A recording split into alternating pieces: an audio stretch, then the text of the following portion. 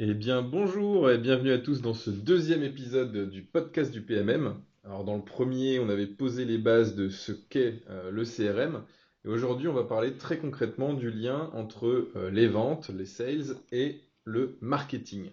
Et pour ça, je suis avec Camille, responsable marketing digital. Salut Camille. Salut Mathieu. Et avec Nasser, qui est responsable de la lead generation chez Divalto. Salut Mathieu. Et hello. Alors, je vais vous poser des questions très opérationnelles. Le but, c'est qu'on ait vraiment une définition claire, précise sur qu'est-ce qu'une campagne, comment ça se construit, puisque forcément dans une campagne, on fait intervenir le marketing et les sales également. Comment justement ces deux départements de l'entreprise vont travailler ensemble au sein du CRM, mais peut-être aussi en dehors avec d'autres outils. Voilà un petit peu donc l'objectif de ce podcast aujourd'hui. Et pour ça, ben, on va commencer par une petite présentation de mes chers convives. Camille, est-ce que tu peux peut-être te présenter en quelques mots et nous expliquer ton rôle au quotidien chez Divalto? Oui, bien sûr. Comme l'a dit Mathieu, je suis responsable marketing digital chez Divalto et mon principal objectif, ça va être de traduire justement les objectifs business en axe opérationnel pour l'équipe, donc via différents canaux, différentes campagnes d'acquisition, notamment sur les réseaux, la publicité, la prospection digitale. Voilà, donc l'idée Ok. c'est de vraiment de chapeauter tout ça. Et ça peut être aussi plein d'autres missions comme de la rédaction, voilà, des missions transverses, tout ce qui touche finalement la génération de leads. À la génération de leads, à faire rentrer du business. Exactement. Et donc on est aussi avec Nasser. Merci Camille hein, et bienvenue dans ce podcast. Nasser, donc même question pour toi. Quel est ton rôle chez Divalto et un petit peu ta vision globale de la lead generation? Alors moi de mon côté, je gère le centre de contact, donc le service lead generation. Ok. On est une équipe de business développeurs donc, que je manage au quotidien et notre objectif principal et mon rôle derrière ça, c'est de piloter la détection des leads et le suivi des opportunités, de transformer un maximum de leads en leads justement un peu plus qualifiés pour qu'on puisse espérer les signer derrière. Donc il y a une logique aussi de gestion de la stratégie globale des campagnes, de faire du bon ciblage pour aller chercher les leads qui sont les plus pertinents pour nous. Et via le management d'équipe aussi, c'est de mettre le maximum de ressources sur le maximum de campagnes pour à la fois générer du volume, mais plus que le volume, la vraie vision que j'essaie d'insuffler au sein de la lead gen, c'est surtout d'aller chercher un peu plus de qualité. Donc Ok. ne pas faire que du volume, mais aussi faire en sorte qu'on détecte un maximum de leads qualifiés Ouais. et qu'on puisse avancer dessus de manière la plus efficiente possible. Ok, super. Ouais, merci pour ces introductions. Alors, on entend souvent dire qu'il y a on va dire une guéguerre entre les ventes et le marketing qui se comprennent pas toujours. On va dire que voilà, les leads sont pas assez qualifiés pour créer vraiment du business. D'autres vont dire côté marketing que bah, les commerciaux n'ont pas fait leur job de rappeler à temps les leads qu'on leur a envoyés. Ça pour vous, c'est un mythe, c'est une réalité? Comment vous voyez la chose? Tu rentres tout de suite dans le vif du sujet, Mathieu. On n'a pas le temps. Euh, Honnêtement, de mon point de vue, c'est les deux, mais ça dépend de beaucoup de choses. Ok. Effectivement, quand une société, par exemple une start-up, vient de se lancer, ça peut vite être compliqué entre le commerce et le marketing parce que finalement rien n'est structuré. Ouais. On est vraiment au balbutiement des projets. Dans des grosses sociétés, c'est pareil en fait, quand il y a des changements, même en interne, ça peut être compliqué de s'aligner, mais il y a Mhm. plein de choses qui existent et si c'est fait correctement, au final, on arrive à très bien s'aligner et c'est plus du tout un problème. Et là, c'est du passé, ça rentre dans la catégorie du mythe, je Ouais. pense. Avec Nasser, on a beaucoup travaillé ensemble justement pour pouvoir s'aligner, aligner nos deux équipes en tout cas. Trop bien. Donc vous faites pas la guerre tous les deux, c'est bon. Non. Pas du tout. Bon bah ça c'est top. Et de quoi du coup tu as besoin toi côté marketing on va dire pour bien travailler avec les commerciaux? Alors déjà, ça va être de faire des remontées assez fréquentes, des objections de tout ce qui se passe sur le terrain Ouais. durant la phase phoning, pour que nous aussi, côté marketing, on puisse adapter les campagnes ou le ciblage. Par exemple, si on voit qu'il y a trop de hors-cible sur une campagne, bah, l'idée voilà, c'est de se dire, ok, comment on peut un peu réajuster tout ça. Mhm. Et surtout, ça va être de mettre en place les bons outils pour s'aligner, pour faire du suivi des leads, donc vraiment ce qu'on détecte au web marketing, pardon, jusqu'au closing et analyser les différents KPI, etc. Vraiment centraliser toutes Hmm. les informations comme nous, on peut centraliser à l'oral quand on fait des points d'alignement avec Nasser. Donc il faut du process et de l'outillage, en gros, quoi. Exactement, oui. Et toi, Nasser, côté, on va dire, commerce, du coup, génération, enfin, donc c'est lead generation, mais on va plutôt dire traitement des leads, hein, Mhm, puisqu'on va essayer mhm. de trouver du business avec ces leads. Qu'est-ce que toi, t'attends vraiment plutôt des équipes marketing? Alors nous, on attend principalement un peu le précieux sésame. En gros, c'est le lead bien qualifié côté marketing via les différentes actions qui sont opérées sur la partie web market. Ouais. Donc quand je parle de leads qualifiés, ce sont des leads sur lesquels on a des infos avec un contact identifié et identifiable sur lequel on va pouvoir avancer de manière efficace derrière. Donc il y a cette attente-là déjà qui est quand même assez importante et sur laquelle on travaille évidemment au quotidien avec Camille. Il y a aussi des attentes sur ce qu'évoquait Camille, dans le sens où l'objectif principal, c'est de croiser les informations en amont sur ce que peut faire le web marketing de son côté, mais aussi les remontées terrain sur nos résultats à nous, sur les objections qu'on peut avoir de notre côté, pour pouvoir construire nos argumentaires de demain. Donc c'est vraiment un travail en étroite collaboration. Ok. Et le point de rencontre va être le fameux CRM, justement. Donc, on a la chance d'avoir un CRM qui est quand même pas mal utilisé, qui est une vraie mine d'or d'informations. Ouais. Et en croisant en fait nos deux actions, on va réussir à générer justement du lead qualifié. Et on arrive à un vrai point de rencontre qui est un vrai point de synergie entre les deux services. Et donc ça, c'est vraiment dans le CRM, enfin, c'est vraiment l'outil finalement qui vous permet de créer du lien entre Tout à vos fait, deux activités, quoi. exactement. Ok. Exactement. Et vous m'avez beaucoup parlé là donc de campagne, de lead generation. On a évoqué quelques termes qui peuvent être un peu barbares pour certains. Quand on parle de campagne, on va demander à Camille du coup. Une campagne par exemple, qu'est-ce que c'est?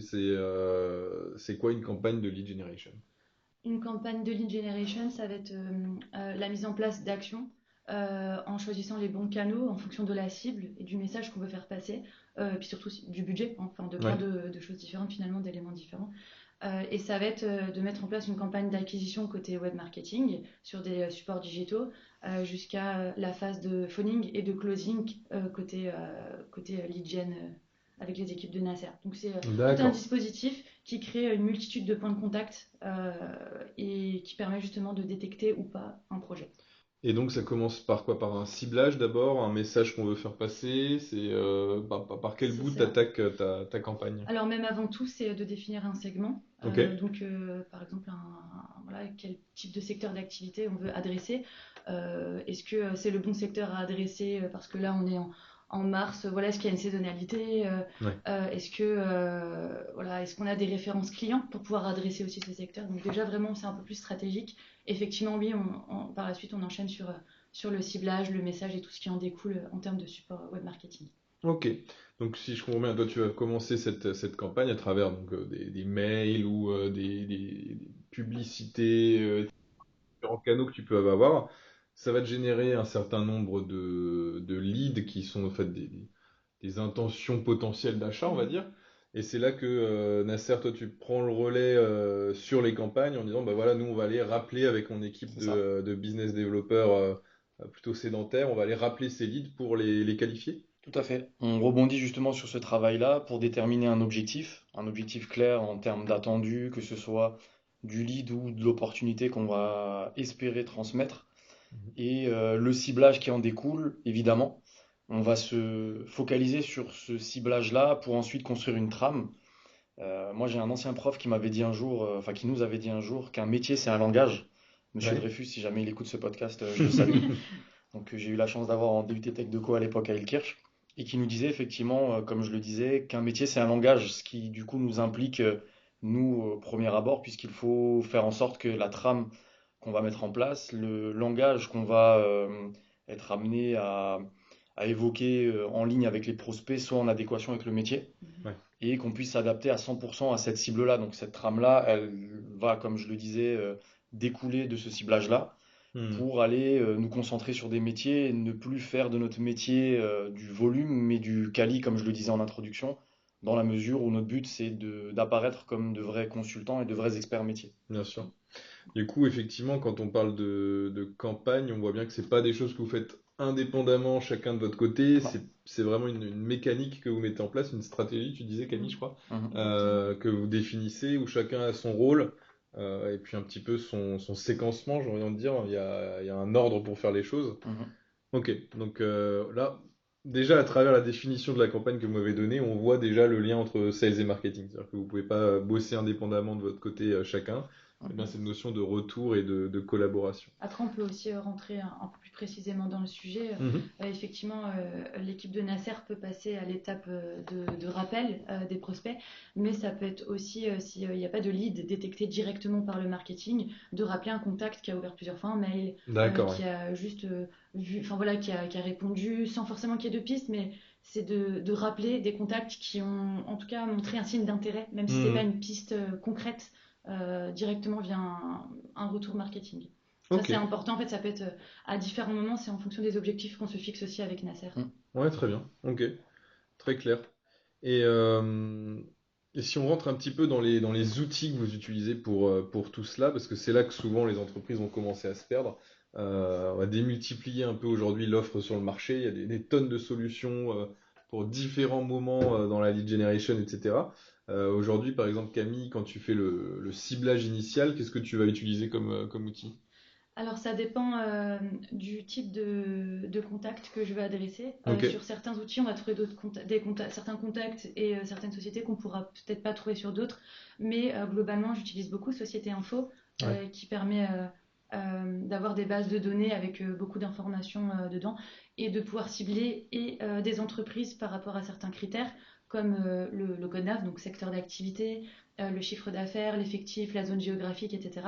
Et le bon décisionnaire, ou du moins la fonction en tout cas qu'on souhaite adresser, mhm, DSI, directeur commercial, et voilà, plusieurs DAF. d'accord, Enfin, donc ça, c'est un premier outil. Il y a un deuxième outil qui s'appelle Sales Navigator, qui est ouais, directement rattaché à LinkedIn et qui est assez intéressant pour la prospection digitale aussi, mhm. et qui permet d'avoir les mêmes informations, alors en quantité un petit peu plus réduite, mais qui est très pertinente aussi. Ok. Donc là, tu es plutôt sur un ciblage de prospection, justement, C'est comme tu le ça. disais. Parce que lorsque tu vas vouloir faire une campagne, par exemple, sur un parc client ou des prospects que tu as déjà traités, mais sur lesquels tu n'as pas abouti à une vente ou quelque chose comme ça, j'imagine que tu peux utiliser ton CRM aussi à ce moment-là? C'est ça, on peut utiliser le CRM, on peut utiliser par exemple des campagnes emailing et faire des relances. Mhm. On peut synchroniser le CRM avec des outils d'automation, Ouais. comme par exemple Brevo, qui peut aller récupérer les informations suite aux appels des business développeurs vers les prospects et se dire, ok, voilà, tel contact a un projet dans 24 mois. En attendant, on va lui envoyer des mails automatiques en fonction finalement des infos qu'on récupère. Tout est Ok. synchronisé automatiquement. Et comme dans le CRM, c'est assez complet, finalement, on a beaucoup d'informations pour faire quelque chose d'intéressant. Ok, donc si je résume un peu ce que tu nous dis, c'est qu'il y a plusieurs outils en fonction d'eux. Si je veux faire de la prospection, il y a des listes comme Société Info, Mhm. etc., qui me permettent d'eux, ou LinkedIn Sales Navigator. Je peux travailler dans mon CRM aussi avec de la segmentation sur du parc client, sur des prospects non relancés ou des choses comme ça. C'est ça. Donc plusieurs outils qui vont venir t'aider à faire le ciblage et Mhm. qui dépassent le fichier Excel un petit peu à la mano qu'on pourrait avoir dans Exactement. certains cas. Mhm. Et puis ensuite, Nasser, toi, tu vas prendre le relais. Donc, on a des leads qui commencent à arriver. Mhm. Et dans cette campagne, on va dire, bah, il va falloir rappeler ces leads pour essayer de comprendre un peu est-ce qu'il y a une intention d'achat ou non, est-ce que c'était Mhm. juste de la curiosité. Et dans ce cas-là, est-ce que toi, tu es aussi outillé ou est-ce que le CRM suffit? Voilà, comment tu t'outilles, toi, pour cette partie-là? Alors nous, de notre côté, on va effectivement essentiellement se baser sur notre outil CRM, Ouais, mais on a aussi la chance de pouvoir utiliser un outil qui s'appelle Ringover, ok. qui nous permet plein de choses. Alors là, si je vous évoque toutes les possibilités et fonctionnalités, je pense qu'on est là jusqu'à demain, c'est pas le but. Tu peux peut-être nous dire juste déjà, enfin, qu'est-ce que c'est Tout à Ringover, fait. ouais. Alors Ringover, c'est un outil qui permet de piloter les appels. Ok. Donc à la fois appel entrant, sortant. Et quand je parle de pilotage, c'est à la fois du pilotage en termes de suivi, mais aussi du pilotage d'un point de vue opérationnel. Donc on a la possibilité de récupérer les enregistrements des appels, de pouvoir tracer les issues des appels, donc avec des statuts à mettre en place, etc. On a également la possibilité d'avoir de la retranscription d'appels, avec des résumés qui sont, pour l'avoir beaucoup utilisé, assez fidèles finalement à la réalité, Ok. ce qui est quand même assez surprenant par rapport à d'autres outils que j'ai pu voir et un petit peu tester. Et ce qui fait qu'aujourd'hui, on a la possibilité de lier le CRM et Ringover dans la mesure où on va pouvoir finalement remonter toutes les informations des appels en ayant une retranscription fidèle, ce qui nous Mhm. évite de la perte d'infos, ce qui nous permet aussi derrière de pouvoir alimenter le marketing avec des informations exhaustives et qui ne sont pas nécessairement tributaire uniquement du retour des BizDev. Donc on Ouais. va vraiment se baser sur du retour factuel avec la retranscription, comme je le disais, qui est plutôt fidèle. Et comme je le disais également, on a accès aux écoutes. Donc moi, je m'en sers aussi d'un point de vue qualitatif pour faire évoluer, faire monter en compétence les business développeurs et aussi vérifier avec le marketing à l'issue des différents appels et au fur et à mesure des appels également, qu'on est bien en phase dans le discours par rapport au ciblage qu'on avait établi de base Ah oui. et aussi voir si on est bien focus sur la bonne campagne avec les bons messages. Ok.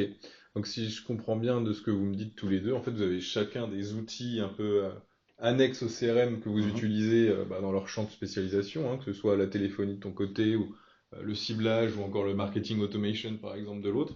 Mais l'élément central, ça reste le CRM. C'est là-dedans que Mhm. notre lead finalement va faire son voyage. Mhm. Tout à fait. Quand on parle, alors on peut parler d'entonnoir de vente, on peut parler de cycle de vente. Mais l'objectif quand même de ces campagnes et de cet alignement que vous avez tous les deux, c'est qu'on ait un lead. Donc ça, c'est cette première intention d'achat, Mhm. et c'est de le transformer ensuite en opportunité. C'est ça. Et donc une opportunité par rapport à un lead, tu peux peut-être nous dire en deux mots, c'est quoi la différence dans Alors, dans ouais. le cycle de vente, quoi.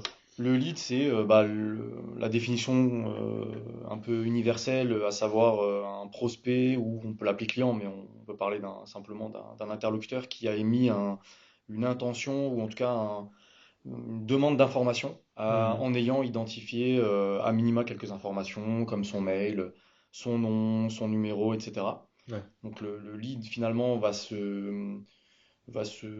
le qualifier plutôt de prise d'information ou de demande d'intérêt Ok. vis-à-vis de notre service ou notre produit. Et l'opportunité, par contre, ça va être la transformation de ce lead via différentes matrices. On peut parler par exemple du BANT, donc en gros, un lead qu'on va réussir à qualifier avec des éléments liés au budget, aux besoins, au timing et au décisionnaire, Ok. va être qualifié d'opportunité puisque cela veut dire que le contact a validé le fait d'aller un peu plus loin dans la démarche, de pouvoir lui présenter une démo et ensuite le chiffrage, etc. Ok, super clair. Donc notre objectif avec ce lien marketing sales, créer du lead qui Mhm. puisse se transformer en opportunité. C'est ça. C'est ça. Et pour ça, du coup, le lead, il faut qu'il soit, enfin, qu'il ait un niveau de qualité suffisant, j'ai envie de Mhm, dire. mhm. Alors côté peut-être avec Camille, comment aujourd'hui, toi, Camille, tu définis la qualité d'un lead? Est-ce que c'est un certain nombre d'informations qu'il faut que tu aies pour les donner aux commerciaux? Enfin, comment ça se passe? C'est ça, effectivement, il y a différents niveaux de maturité. Alors ça peut être en fonction de l'action que la personne va faire sur le site. Par exemple, si c'est une demande de démo, effectivement, on va considérer qu'il est quand même assez mûr dans sa réflexion. On est dans la phase d'achat. Mhm. Après, si c'est le téléchargement d'un livre blanc dit froid, donc qui tourne autour d'une problématique mais qui n'est pas très orienté produit, là, ok, on va peut-être considérer que, ok, un rappel c'est bien, mais il ne faut pas s'attendre à ce qu'il y ait un projet derrière. Donc là, l'idée c'est Mhm. de, voilà, de le nurturer, donc de lui envoyer du contenu jusqu'à le pousser dans le cycle d'achat et l'aider dans sa phase de réflexion. Il y a aussi quelque chose qui est très important, ce sont les coordonnées laissées.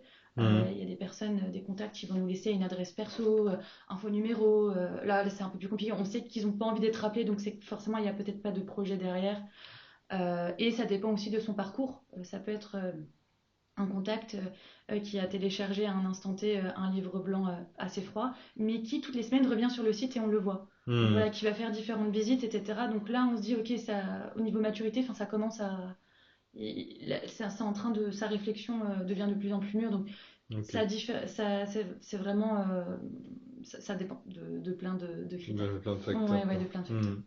Ok, non, non, très clair. Et toi, Nasser, de ton côté, est-ce que ça arrive justement ce côté, on reçoit des leads, des mauvais leads du Mhm. marketing, comment ça se passe dans ton quotidien de ce côté-là? Alors ça peut arriver pour plein de raisons, hein, dont des raisons que Camille a évoquées, dans le sens où on peut avoir des prises de contact que je pourrais qualifier d'incomplètes, dans le sens Mhm. où certains contacts vont voilà, faire une demande sans nécessairement renseigner de coordonnées, des adresses mail qui correspondent pas, des noms de sociétés qui ne correspondent pas. Mhm. Donc ça fait partie malheureusement des déchets qu'on peut avoir, sur lesquels nous, à notre niveau, évidemment, on peut pas faire grand-chose, mis à part mettre un peu notre casquette ou notre chapeau d'enquêteur pour aller essayer de trouver les informations pour aller plus Bien loin. sûr.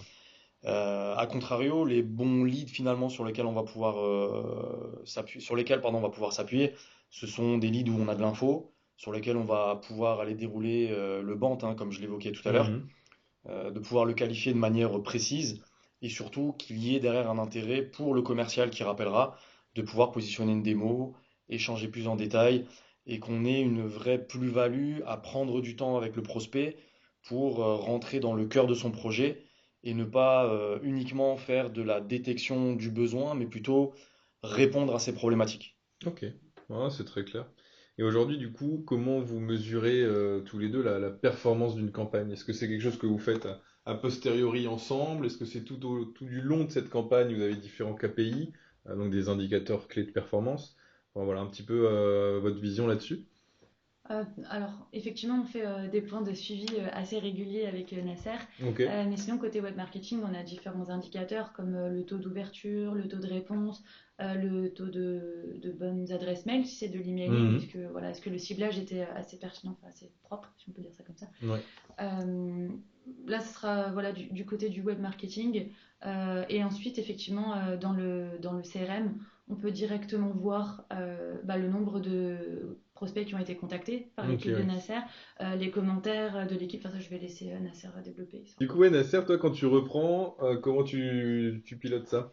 Donc je vais effectivement avoir pas mal de KPI qui nous sont propres, Ok. notamment sur les appels, concernant le nombre d'appels, le temps en ligne, etc. Alors c'est vrai que sur ces deux éléments, sur ces deux KPI spécifiques, j'ai tendance à dire que ce sont des chiffres clés qui peuvent être trompeurs, dans le sens D'accord. où voilà, une campagne qui est menée avec beaucoup de temps d'appel ne veut pas forcément dire campagne réussie, Hmm. puisque qui dit temps en ligne peut dire tout et n'importe quel type d'appel, puisqu'on peut avoir beaucoup d'appels courts qui vont, ben, forcément, c'est mathématique, hein, plus on va faire d'appels, peu importe s'ils sont courts ou longs, ben, plus on va augmenter le temps en ligne. Et à contrario, le nombre d'appels peut avoir peut paraître, peut nous sembler, pardon, être un indicateur pertinent Mhm. dans certains cas, où on se dit que si corrélé au temps en ligne, si on a beaucoup d'appels, enfin on n'a pas beaucoup d'appels, pardon, et un temps en ligne conséquent, ça peut vouloir dire qu'on a des appels qui sont plus qualifiés, plus poussés. Ce Hmm. qui du coup peut vouloir dire que le ciblage a été fait de manière pertinente, puisque cela supposerait qu'on aurait des interlocuteurs qui ont des choses à dire. Et qui dit interlocuteurs qui ont des choses à dire, dit forcément des interlocuteurs qui correspondent à la cible. Ouais, on Donc revient à on ce que est tu disais sur exactement du plus plus quali qualitatif. que quanti. Ok. Exactement. Non, non, top. Bon, si je résume, parce que je vois que le temps file, Mhm. c'est un sujet qui, qui nous passionne tous les trois. Euh, il peut effectivement y avoir un désalignement si vous travaillez chacun de votre côté, Mhm. sales, vente. Mais ce qu'on voit aujourd'hui, c'est que bah, notamment chez nous et puis pour les entreprises qui ont pris ces bonnes habitudes, il y a un vrai alignement autour de la définition de la cible, autour de la campagne en elle-même, des KPI qui vous sont communs et qui vous sont aussi propres en fonction de vos propres activités. Le nerf de la guerre, c'est quand même d'avoir au milieu de tout ça un CRM qui est un peu le référentiel Mhm. dans lequel va naviguer ce lead, hein, de sa création jusqu'à sa conclusion. Mais qu'en tout cas, de vos côtés, vous avez enrichi encore d'outils tiers qui viennent se connecter au CRM, hein. On parlait de Ringover pour le fait de passer des appels. Camille, toi de ton côté, des outils de marketing automation par exemple, comme du web mécanique, Sarbacane, ou bien encore des outils pour venir enrichir de la donnée avec Société Info, avec peut-être les bases INSEE aussi qu'on a tout de suite dans le CRM. Donc, en tout cas, vous, une bonne communication, un outil commun, vos propres spécificités, mais c'est ce qui fait qu'aujourd'hui, on travaille main dans la main et qu'on arrive à avancer sales et marketing. Euh, pour conclure ce podcast, si vous deviez donner chacun un conseil à une entreprise qui justement souhaite cet alignement sales et marketing et qui ne sait pas trop par où commencer, qu'est-ce que vous donneriez comme conseil final? De mon côté, je pense que ce serait déjà de bien s'aligner, de bien définir la campagne d'acquisition en elle-même Ok. avec les bons objectifs qui puissent être transcrits finalement dans l'outil. De se Hmm. dire, OK, de quelles infos on a besoin dans l'outil, qu'est-ce qu'on veut voir, qu'est-ce qu'on veut centraliser et quel KPI on a besoin pour mettre en place des tableaux de bord performants. Ce serait vraiment mon premier Ok. conseil et de choisir effectivement le bon outil pour pouvoir avoir ce visu-là assez global et pas, voilà, pas, que ce soit pas compliqué pour trouver les informations d'un coup d'œil. Ok. Donc les bons indicateurs et le bon outil. Et toi de ton côté, Nasser, qu'est-ce que tu conseillerais à ces entreprises? Moi, ce que je conseillerais, ce serait de partir de, pardon, de l'objectif final. Ok. C'est pour moi primordial de déjà savoir ce qu'on veut, finalement. pour bien préparer les différents éléments, que ce soit côté marketing ou côté sales, mais de partir de l'objectif final et d'utiliser la machine à remonter le temps, donc pour savoir comment est-ce qu'on se met en ordre de marche pour atteindre cet objectif. Ok. Et on remonte la chaîne comme ça, des sales pour remonter vers le marketing, pour être sûr finalement que les deux volets desservent l'objectif commun et qu'il n'y ait pas de désalignement justement entre les deux. Super. Ben, merci à vous deux pour tout ce que vous nous avez apporté aujourd'hui, votre expérience, votre bonne humeur. Je vois que le temps a bien filé. Je pense que c'était un échange qui était très intéressant. Je vous remercie encore. Je vous dis à bientôt pour un podcast du PMM 3. On va continuer. Et puis merci beaucoup Nasser, merci Camille Avec pour plaisir. votre participation. Avec plaisir, merci à toi. Merci à toi. Merci. À bientôt. À bientôt. Bonne journée, à bientôt.